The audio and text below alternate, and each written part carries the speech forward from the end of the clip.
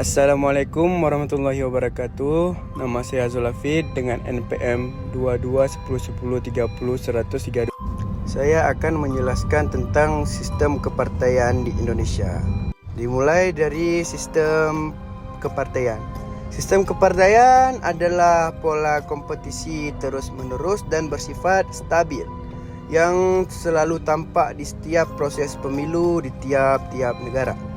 Sistem kepartaian bergantung pada jenis sistem politik yang ada di dalam suatu negara. Selain itu, ia juga bergantung pada kemajemukan suku, agama, ekonomi, dan aliran politik yang ada.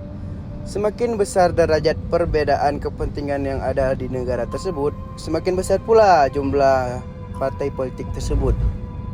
Itulah pengertian dari sistem kepartaian. Dan sekarang lanjutkan dengan sistem kepartaian yang ada di Indonesia. Sistem kepartaian di Indonesia menganut sistem multipartai. Aturan ini tersirat dalam pasal 6A ayat 2 Undang-Undang Dasar 1945 yang menyebutkan bahwa presiden dan wakil presiden diusulkan oleh partai politik atau gabungan partai politik.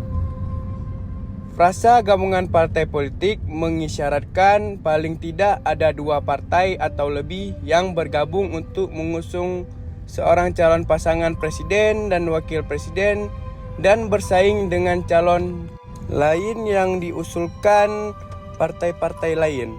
Ini artinya sistem kepartaian di Indonesia harus diikuti oleh minimal 3 partai atau lebih. Sistem kepartaian di Indonesia pada masa Orde Baru. Meskipun dari sisi jumlah partai politik yang berkembang di Indonesia pada saat itu, Indonesia dikategorikan sebagai negara yang menganut sistem multipartai. Banyak pengamat politik berpendapat bahwa sistem kepartaian yang dianut pada masa Orde Baru adalah sistem partai tunggal.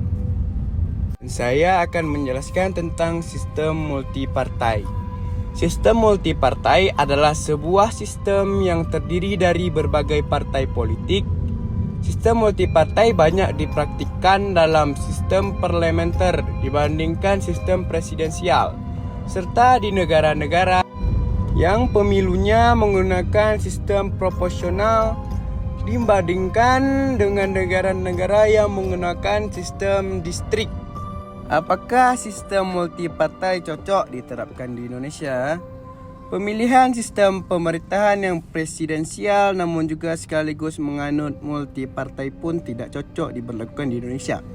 Akibatnya, presiden sangat tergantung kepada para partai di parlementer dan program pemerintahan pun dipengaruhi dan disesuaikan dengan kepentingan oleh partai itu sendiri.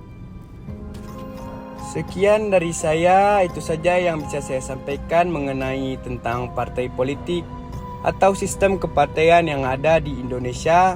Lebih dan kurang saya mohon maaf. Assalamualaikum warahmatullahi wabarakatuh.